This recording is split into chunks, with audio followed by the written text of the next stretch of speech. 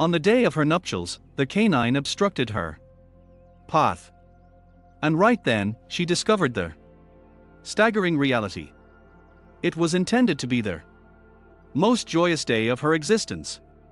Emily stood at the church entrance, stunningly gorgeous, shivering with excitement. The melody faded when suddenly, right in the center of the aisle, her German shepherd, Buddy, materialized before her. He snarled and barred the route. The guests gasped. The groom stood motionless at the altar, while Emily's heart clenched with dread. Why is he here? Why is her dog, loyal and kind, suddenly behaving like this? No one knew that in a minute, everything would change forever.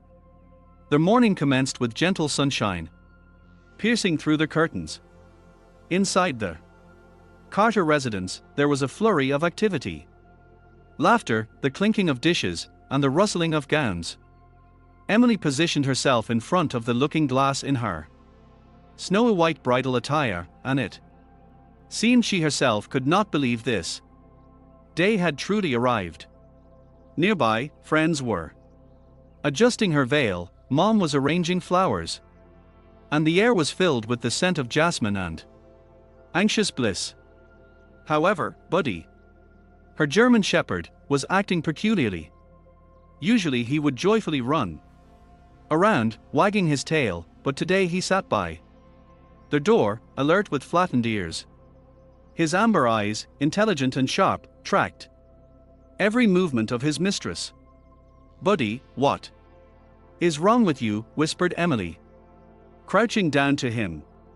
He growled quietly, lifted his head, as if he scented something. From the street came the laughter of the groom and his friend, Ryan, who had brought the rings. In that very moment, the dog tensed up. The fur on his withers stood on end. "Hey, Buddy, relax." Ryan tried to joke, but Buddy stepped forward, positioning himself between him and Emily. Growling low, Mom hastily intervened. "Perhaps he is simply nervous. They feel things too, after all." But a vague sensation crept into Emily's chest. Buddy was never mistaken. Not when he warned about the forgotten, switched-on stove. And not when he chased away a suspicious stranger at the entrance. Why is he so agitated now? She stroked his neck. "It's okay, boy. I will return soon," but the dog did not relax. When the wedding car departed, he remained on the threshold, gazing after her with alarm in his eyes, as if foreseeing a disaster. The wedding vehicle rolled smoothly along the road, decorated with white ribbons and pink bouquets. Emily looked out the window, clutching the bouquet to her chest. Her breathing was uneven from excitement and some incomprehensible heavy feeling. Before her eyes, Buddy's eyes appeared again, wary and anxious. "Is everything all right, dear?" asked the driver, casting a glance in the mirror. "Yes, just thinking," she answered quietly. "About my dog." It's as if he was trying to say something. The driver chuckled. "Dogs sense everything. Maybe he just doesn't want to give you away?" Emily smiled, but the smile came out uncertain. She tried not to think about the strange morning growling, about how Buddy refused to eat and would not leave the door. All this was foolish to recall on such a day, were it not for that sensation of coldness that simply would not pass. In a few minutes, the car turned toward the old Church of St. Mary. The bells were ringing. Guests were gathering at the entrance, veils, suits, flashes of cameras. Everything seemed like a perfect picture of happiness.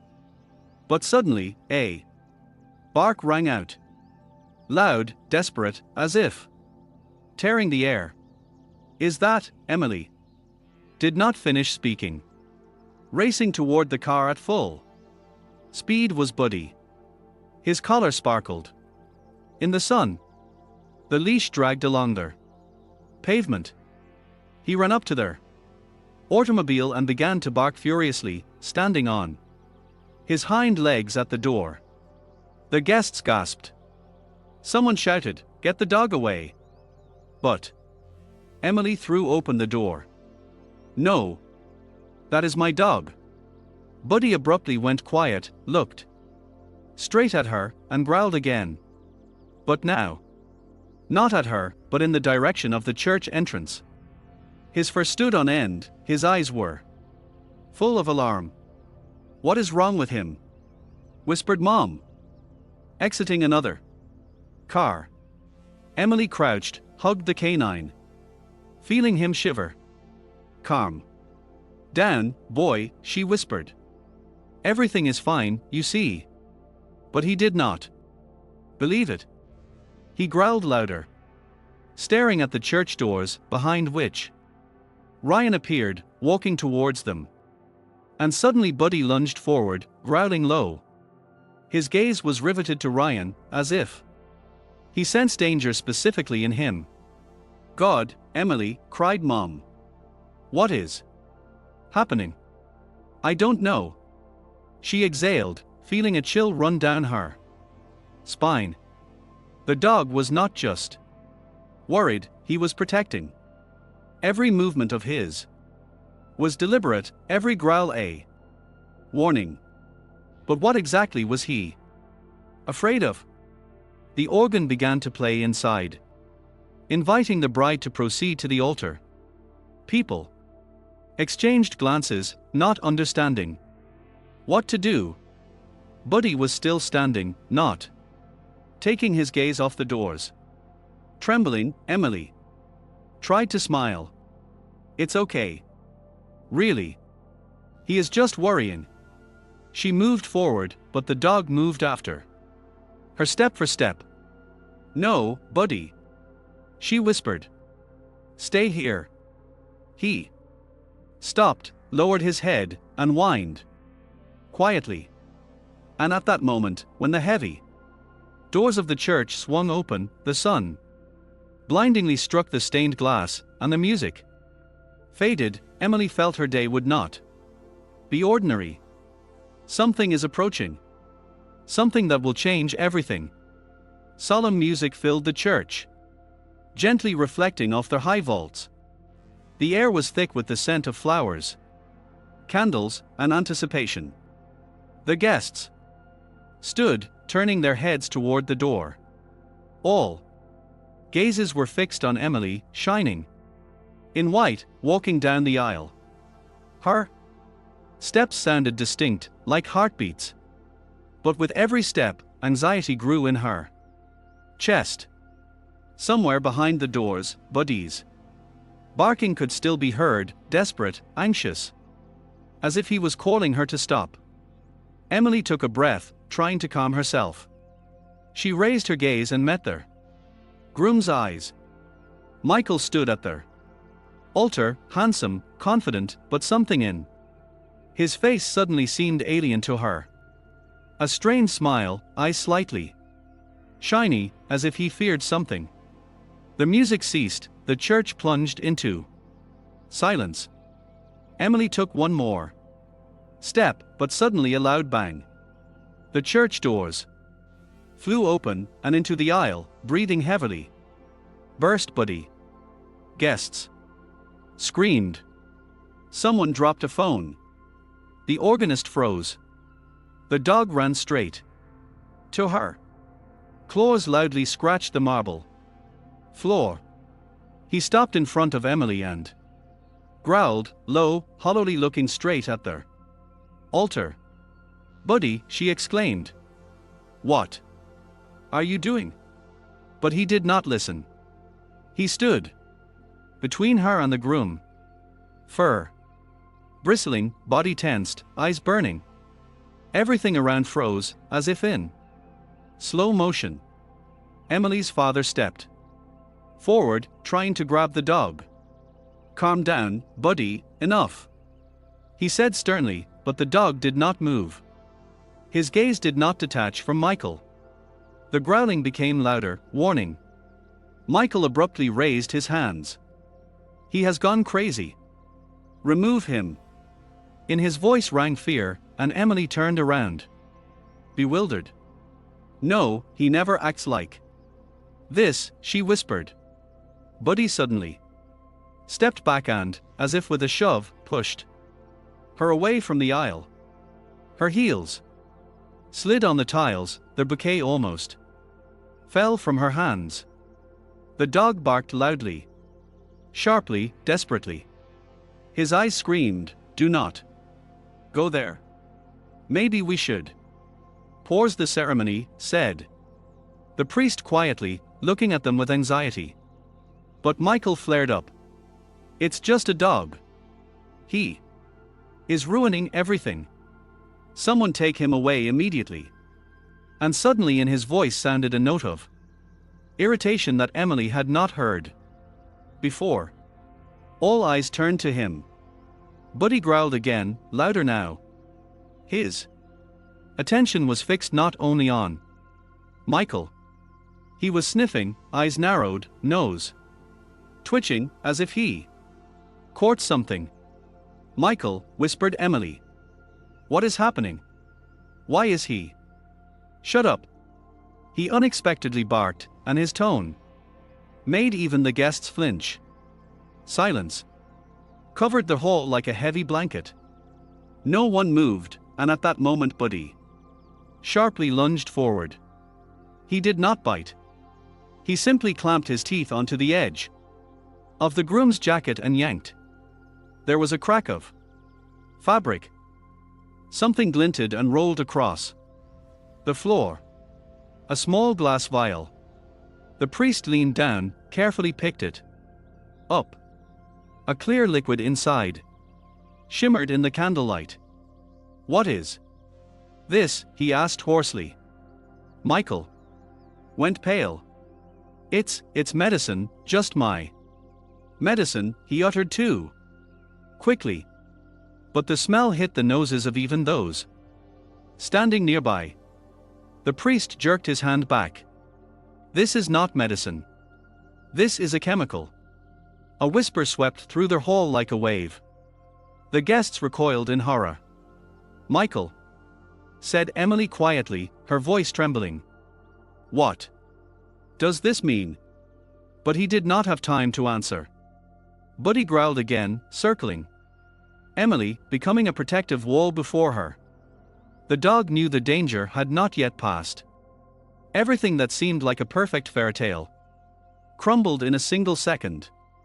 And now every look, every whisper in the church was directed not at the bride, but at the groom, the man in whose pocket they found something that should not have been there. In the church, there was dead silence. Even the organist lowered his hands, not daring to touch the keys. Only the breathing of the guests and Buddy's heavy growling disturbed the air. The priest held the vial, and a sunbeam, piercing through the stained glass, played on the glass with a pale reflection. "This substance has a chemical smell," he said with a shaking voice, looking at Michael. "You are obligated to explain what this is." Michael retreated a step. His face whitened, lips trembled. "It's just medicine for anxiety. I forgot to stick the label on." But his voice broke. Guests began whispering, some with disbelief, others with fright. Emily's mother pressed her palm to her chest. "Lord," she whispered, "this is a wedding." "Why?" Buddy growled again. He stood in front of Emily. Tail lowered, body tensed. He was not attacking, he was guarding. His eyes darted between Michael and Ryan, the groom's best friend, who stood motionless by the wall, as if He too feared something. Emily, said the priest softly, step back. Please. She did not move. Tears glistened in her eyes. Michael. She whispered, tell the truth. What is it? The man closed his eyes, breathing heavily, then suddenly exhaled.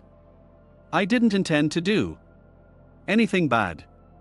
It was just a plan. I wanted to disrupt the ceremony. A hum rolled through the hall. Disrupt, repeated Emily in disbelief. What for? Michael spoke quickly, brokenly, as if the words were tearing out of him themselves. I have debts. I wanted to pretend that I felt sick. This substance was supposed to cause fainting, temporary paralysis. I would have fallen, and the ceremony would have had to be stopped. I needed time to cancel a deal, hide the debts, save my reputation. You wanted to deceive me, whispered Emily. He was silent, and this silence was worse than any confession. And if you had made a mistake, asked the priest, if their substance turned out to be stronger. I calculated everything, said Michael quietly, lowering his head. No, interrupted Emily. Her voice shook, but in it, strength already sounded. You destroyed everything. And, perhaps, if not for Buddy, I would right now be standing before a person who lied to me even at their wedding. Michael tried to take a step toward her, but Buddy immediately growled, shielding her with himself. Security officers, summoned by the staff, entered the church. One of them took the vial, sniffed it and frowned. This is not medicine. This is a chloroacetic compound, toxic. It must not even be inhaled. Guests screamed. Michael turned even paler. I didn't. No. A friend got it for me. The officers exchanged glances. The second one approached him. We must detain you, sir. Michael retreated. His eyes darted in panic. No. You don't understand. I didn't want anything bad. But it was all useless. They took him by the arms. Emily watched as they led him away, not believing that this man was the very one to whom she was going to say, I do. Buddy yapped quietly, as if saying, I am near. It is all over. But that was not quite so. When Michael was led out of the church, Ryan, that same best friend, remained standing by the door, pale, sweating, with a lowered gaze. And Buddy suddenly became alert again. He lifted his head, ears pricked up, eyes flashed. He growled low, pointing his muzzle right at Ryan. All eyes turned to him. What now? Whispered Emily's mother. Ryan took a step back. I have nothing to do with it. But the dog did not take his eyes off him. An officer stepped closer. Sir, show what you have in your pockets. Ryan slowly took out his trembling hands. In one of them gleamed a small metal key. It's just a hotel storage key, he muttered, but the officer had already opened his wallet and pulled out a small sachet with the same transparent liquid. The church filled with whispers again. Emily covered her face with her hands. Everything she believed in was crumbling before her eyes. Buddy sat at her feet, pressing against the hem of her dress. He barked no more. His eyes were calm. Mission accomplished. The priest sighed. crossed himself and quietly uttered, "Sometimes God speaks to us not with words. Sometimes, but through one who cannot speak at all." Emily sank to her knees, hugging Buddy around the neck. "Forgive me, boy," she whispered. "I should have listened to you from the very beginning." Several hours passed, but their church still smelled of anxiety and incense. The police finished the questioning, and people were slowly dispersing. The flowers, prepared for the celebration, now seemed out of place. Their scent mixed with the heavy air of shock. Emily sat on the front bench. In her hands was the same bouquet, now withered, with broken petals. Her dress was wrinkled, the veil had slipped, but she did not care. She simply stared into nowhere. Nearby, laying his head on her knees, lay Buddy. His breathing was steady, his gaze attentive. "Calm. You knew everything, didn't you?" she whispered, stroking his head. "From the very beginning. You sensed it." The dog did not answer, only sighed quietly and nudged his muzzle slightly into her palm. Mom approached and sat nearby, hugging her daughter by their shoulders. "He saved your life," Emily said. She softly. "Maybe not the body, but definitely the soul." Emily smiled weakly. "I thought he was just jealous, but he was warning me." She remembered how Buddy refused food, how he growled when Michael was near, how he stood between them during arguments. Back then she laughed, but now each of those moments became clear as a sign she did not want to understand. The priest came closer. His voice sounded soft, but with sadness. "Today you lost a false happiness, but gained the truth. Sometimes God protects us. Not with a miracle, but with the heart of a loyal creature." Emily looked at him and nodded quietly. He simply sensed something that we cannot sense. "A heart," said the priest. "They have one. Purer than many humans." When everyone had left, Emily remained alone with Buddy. Through the stained glass, the sunset broke through, flooding their church with soft golden light. She removed the veil, carefully placed it nearby and said, "You know, boy, I am not angry. I am grateful. You are not just my dog, you are my guardian." Buddy lifted his head, looking her straight in the eyes. In his amber pupils reflected the gleam of the sunset and the shadow of candles. He understood. Emily exhaled calmly for the first time all day. "We will start over, okay? Only you and me, without lies, without fears." Buddy yapped quietly and placed a paw on the hem of her dress, as if promising he would not retreat a single step. Several weeks passed. The city had already forgotten the scandal, but for Emily everything was still divided into before and after. The white dress hung in the closet not as a reminder of pain, but as a symbol of the lesson that changed her life. Every morning she went out to the veranda with a cup of coffee, and Buddy invariably sat nearby.